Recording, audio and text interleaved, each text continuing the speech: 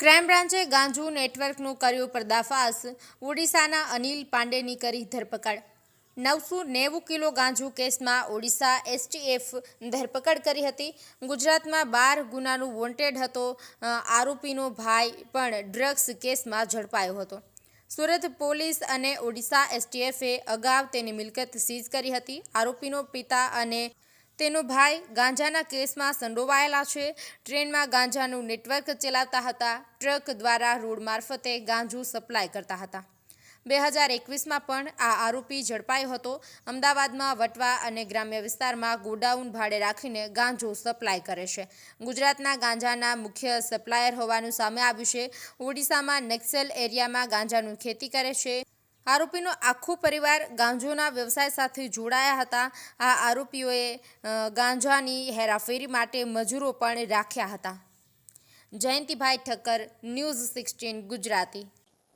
Crime branch Odisha ખાતેથી મુખ્ય આરોપી અનિલ પાંડી એનો પકડવામાં સફળતા મળી છે.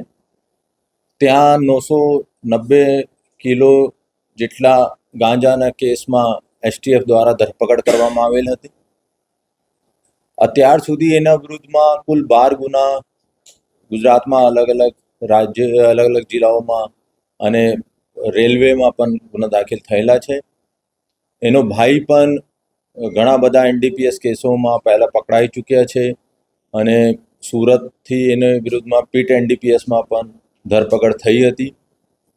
2022માં હું જ્યારે સુરત શહેર ખાતે ફરજ બજાવતો હતો ત્યારે ઓડિશા એસટીએફની સાથે મળીને એને કુલ 10થી 12 જેટલી પ્રોપર્ટી ગંજામ ખાતે ગાંજાના પૈસાથી વિકસાવવામાં સફળતા મળી હતી. તો એને એસટીએફની સાથે મળીને ત્યાં સીઝ કરવામાં અમે બહુ મોટી સફળતા મળી હતી. અને આ પહેલા કેસ હતા કે જેમાં ગુજરાત પોલીસે બીજા રાજ્યમાં જઈને આરોપીની પ્રોપર્ટી સીઝ કરાવી હતી.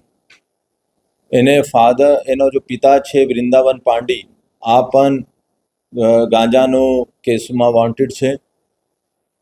આપણે કહી શકીએ કે જેટલા બધા ગાંજા 900 kilo, 1000 kilo, 1100 kilo, 800 kilo Surat ખાતે ટ્રેન મારફતે, ક્યોંકિ એના ભાઈ સુનિલ પાંડી પહેલાં ટ્રેનમાં લેબર સપ્લાય કરતો હતો, ત્યાંથી આ લોકો ટ્રેનની ટોયલેટમાં ગાંજા લઈને આવતા હતા. અને જ્યારે સુરત સ્ટેશનથી પહેલાં ટ્રેન ધીમે પડતી હતી ત્યારે આ બધા ઉધના અને આજુબાજુના ઇલાકામાં ગાંજા ફેંકતો હતો અને ત્યાંથી લોકલ ઉડિયનની મદદથી આ લોકો ભેગા કરતા હતા.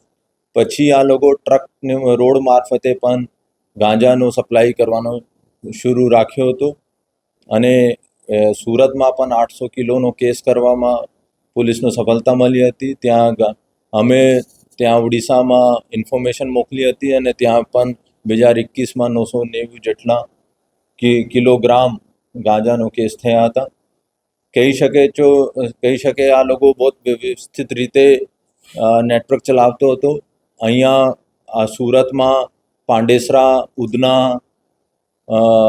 અને પલસાના, કામરેજ આ બાજુ ગોડાઉન રાખતો હતો અને ત્યાંથી ગાંજા લાવીને ત્યાં સ્ટોર કરાવતો હતો અને પછી આ લોકો ત્યાંથી છૂટક બીજા જિલ્લામાં મોકલતો હતો. અને અમદાવાદમાં પણ આજુબાજુ જે ઇન્ડસ્ટ્રીયલ ઇલાકા છે, વટવા છે અને ગ્રામ્ય વિસ્તારમાં પણ આ લોકો ભાડે પર રાખીને સપ્લાય કરતો હતો.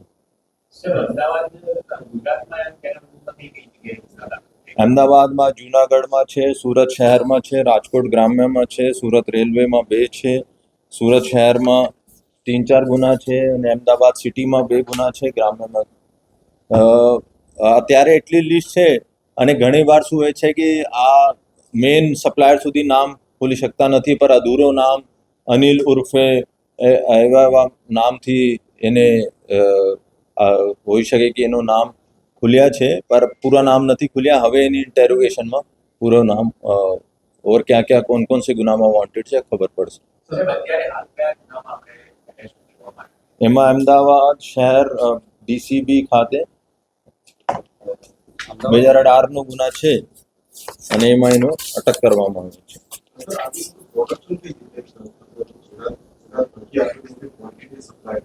ગંજામ જિલ્લા જો છે, અગર આપ જુઓ તો ત્યાં નક્સલ અફેક્ટેડ એરિયા છે. એની બાજુમાં કિશનગઢ અને મલકાનગીરી જિલ્લા છે. ત્યાં નક્સલ પૂરી બેલ્ટ કહે છે.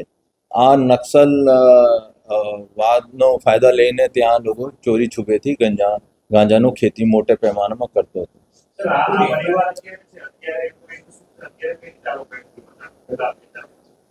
આ લોકો ત્યાંથી ગાંજા ત્યાં પહેલા પ્રોડક્શન કરાવે, પછી ત્યાં અલગ અલગ કોઈ ટ્રેન મારફતે 10-50 કિલો મોકલે, કોઈ ગાડીઓમાં ટ્રકમાં ચોરી છુપે ખાના બનાવીને મોકલતો હતો.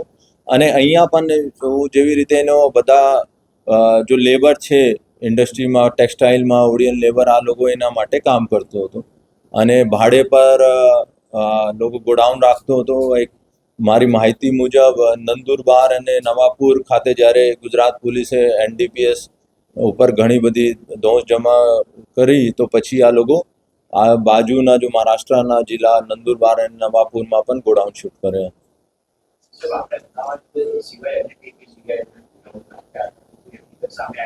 છે ને, એમાં સુરત શહેરમાં હું કીધું હતું કે પાંડેસરામાં પહેલા રાખતો હતો. પાંડેસરા છે, ઉધના છે, અને સુરત શહેરની બહાર પલસાણા છે, કામરેજ છે, ત્યાં રાખતો હતો. ભરૂચ ખાતે છે, ત્યાં આ લોકો રાખતો હતો.